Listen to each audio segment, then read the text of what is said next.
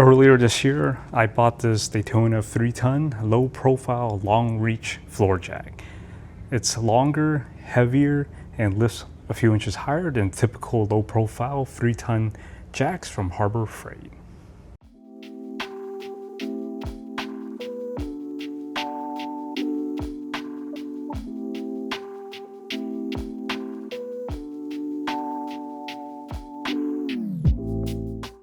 It lifts so high that, in fact, this car, when at full height, the back muffler almost touches the ground, which is pretty impressive.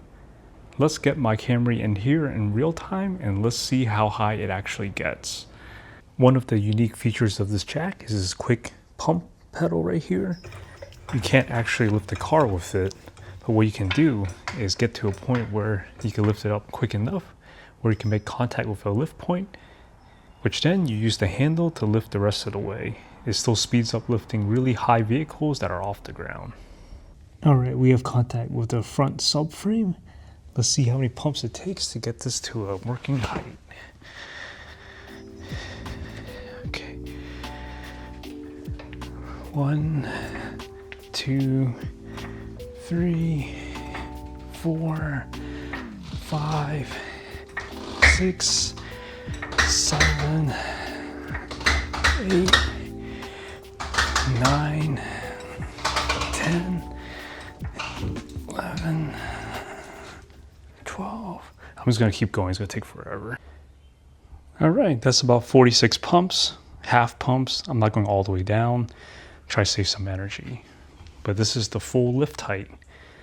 For comparison, here's the normal lift maximum of the 3-ton low profile jacks. As you see, it's about maybe 3 or 4 inches higher than that one.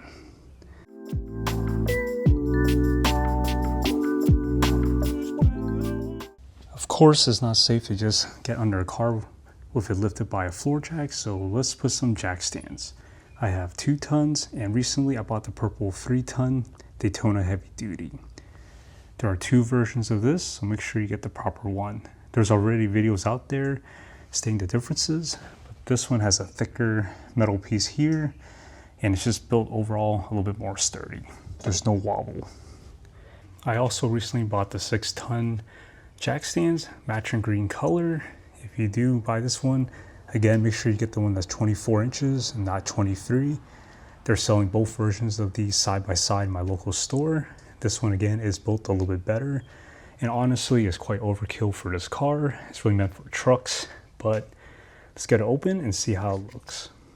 The better version of the stand, this one, is just built a little bit better, has thicker metal pieces, and it's sturdy, it doesn't wobble as much.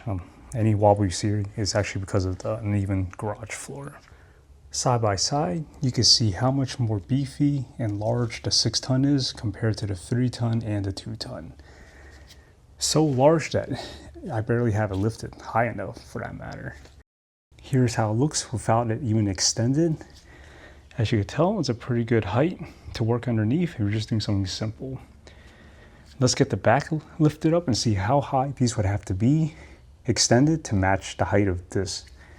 Again, not quite a fair comparison because the garage is sloped front to back, but you can see it's a lot higher extended just to match this one that's unextended. And the difference is even more obvious with the 2-ton, which is almost fully extended, versus the 6-ton, which is unextended.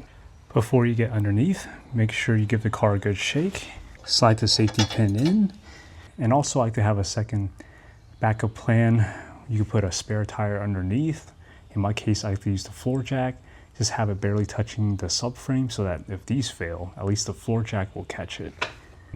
All in all, I am happy with my purchase with both of these. I rate this a 4 out of 5 stars. Honestly, I don't know how you would rate this any less if you could live to tell about it. This is meant to keep you alive safely.